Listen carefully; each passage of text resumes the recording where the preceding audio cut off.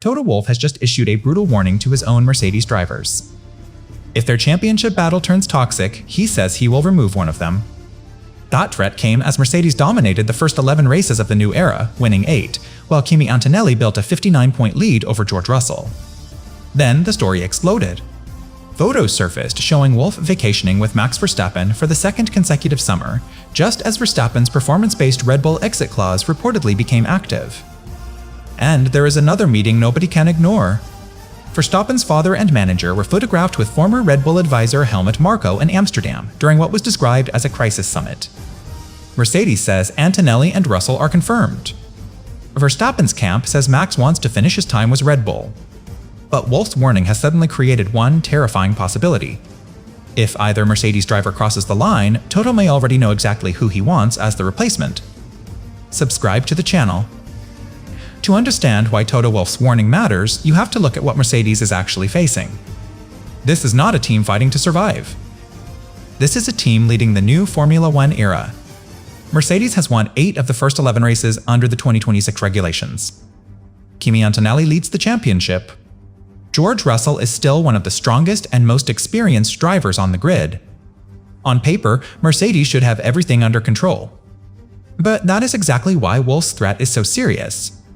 He is not warning 2 struggling drivers.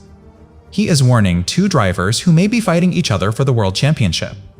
And when teammates begin fighting for the same title, the danger changes. The problem is no longer speed. The problem is what happens when ambition becomes personal. Formula One has seen this before. 2 drivers share the same garage. They use the same car. They work with the same engineers. They represent the same team. But only one can become world champion. At first, the competition can remain controlled. One driver wins. The other responds. One takes pole position. The other studies the data. Both say the right things. Both insist the team comes first. Then the pressure grows. A small contact becomes an accusation. A strategy call becomes a sign of favoritism. A missed opportunity becomes something neither driver forgets. And suddenly, the team is no longer managing a championship. It is managing a civil war. That is the nightmare Wolff is trying to stop before it begins. His words were direct. He said he would not allow it.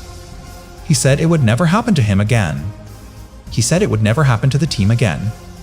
And then came the line that changed the entire driver market. He said he would simply take a driver out. That is not a soft warning. That is an ultimatum. Wolff is telling Antonelli and Russell that talent will not protect them if their rivalry damages Mercedes. Not experience. Not results. Not championship position. Not even a contract. The team comes first. And that sounds strong. But it also creates a huge question.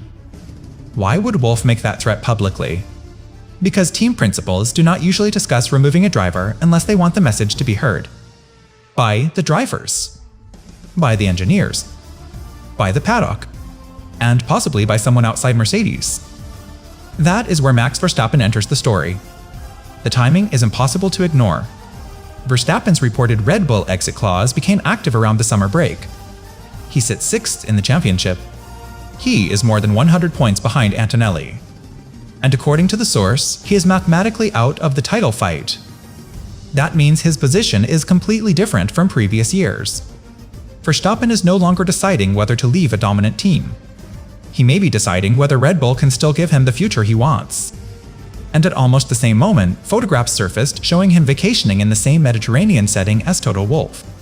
For the 2nd consecutive summer. Now, that does not prove a contract meeting happened. It does not prove Mercedes has offered Verstappen a seat.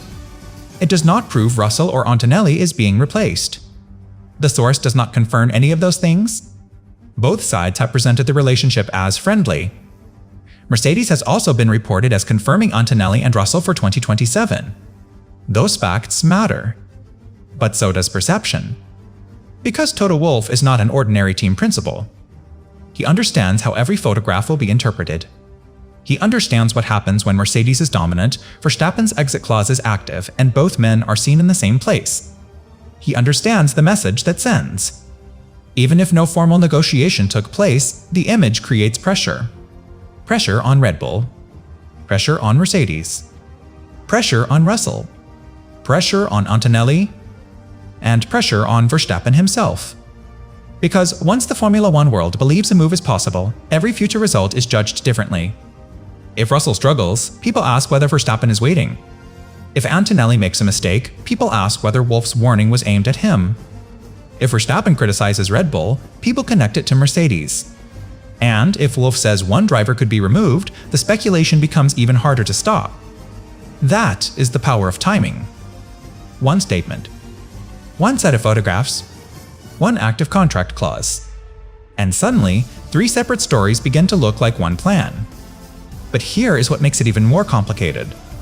George Russell is not simply under pressure because Antonelli is leading. He has already faced a difficult sequence of events.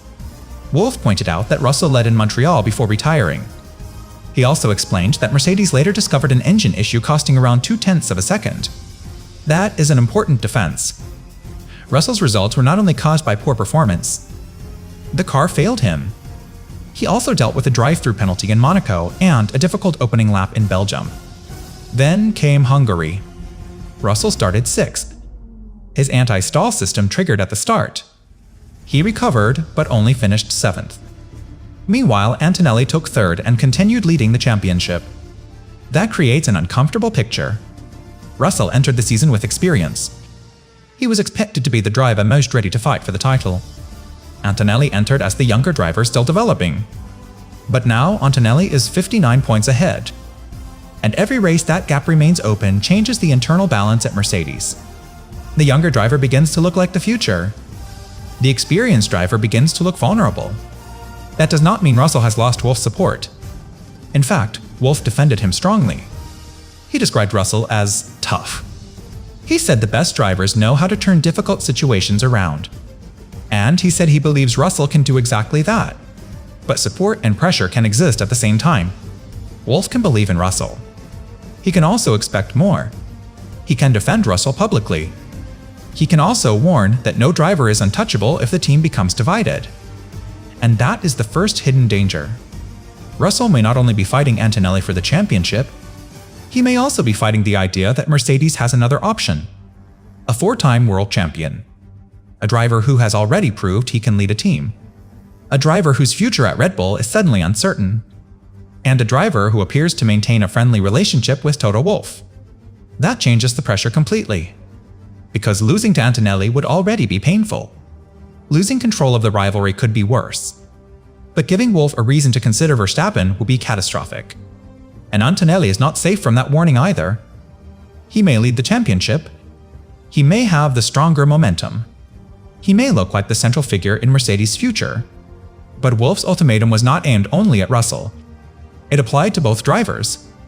If Antonelli becomes too aggressive, ignores team interests, or allows the title fight to damage Mercedes, Wolff's warning becomes relevant to him as well. That is what makes the situation so powerful. Nobody can assume the message was for someone else. Both drivers have to race at maximum intensity. But both must also avoid crossing a line that Wolff has not clearly defined in public. How much contact is too much? How aggressive can they be? What happens if one ignores a team order? What happens if both believe the championship depends on refusing to back down? The answers will only become clear when the pressure reaches its highest point. And by then, one mistake may already be enough. This is why the Verstappen photographs matter even without proof of formal negotiations. They create a shadow over the entire Mercedes garage. A reminder that Wolff knows the most valuable driver on the market. A reminder that Verstappen may have a route out of Red Bull. And a reminder that Mercedes does not have to accept chaos just because both current drivers are fast. Think of it like 2 employees competing for the same promotion. Both are talented. Both believe they deserve it. Then the boss is seen having dinner with the strongest person from a rival company. Nobody knows whether a job offer was discussed. But everyone inside the office starts behaving differently. That is exactly what these photographs can do. They do not need to confirm a deal. They only need to make a deal feel possible. And the pressure does the rest. But there is another meeting that makes Verstappen's future even harder to understand. Before the Wolff vacation photos appeared, Verstappen's father, Jos, and his manager, Raymond Vermeulen, were photographed meeting former Red Bull advisor Helmut Marko in Amsterdam. Dutch media described it as a crisis summit. Marko is no longer in his Red Bull advisory role. But his connection to Verstappen remains deeply important. He helped sign Verstappen as a teenager. He understands the relationship between Max and Red Bull. And according to the source, he remains in close contact with the Verstappen camp. That means the Amsterdam meeting carries emotional and strategic weight. Again, the photographs do not prove Verstappen has chosen to leave. They do not prove Marko advised him to activate the clause. They do not confirm a Mercedes agreement. But they show that the people closest to Verstappen are discussing something serious enough to attract attention during a critical contract period. And that is where Red Bull should be worried. Because Verstappen's manager has said Max wants to finish his time with Red Bull. That sounds reassuring. But he also said the performance clause has existed before and was not used. Not that it could never be used. Those are very different statements. The door is not confirmed open. But it is not confirmed closed either. And Mercedes is standing close enough to make everyone notice. That is why Wolff's ultimatum could become much more than a warning about teammate behavior. It may also be a message about control. Mercedes will not allow its championship advantage to be destroyed from inside. If one driver becomes the problem, Wolff says he is prepared to act. And if he ever does act, the strongest possible replacement may already be within reach. That is the terrifying possibility hanging over this entire story. Not that Verstappen is definitely joining Mercedes. The source does not support that conclusion. The real danger is that all the pieces now exist. An active exit clause, a dominant Mercedes team, a public threat to remove a driver, a struggling Russell, a championship-leading Antonelli, a leaked Amsterdam meeting, and another summer of Wolff and Verstappen appearing in the same place.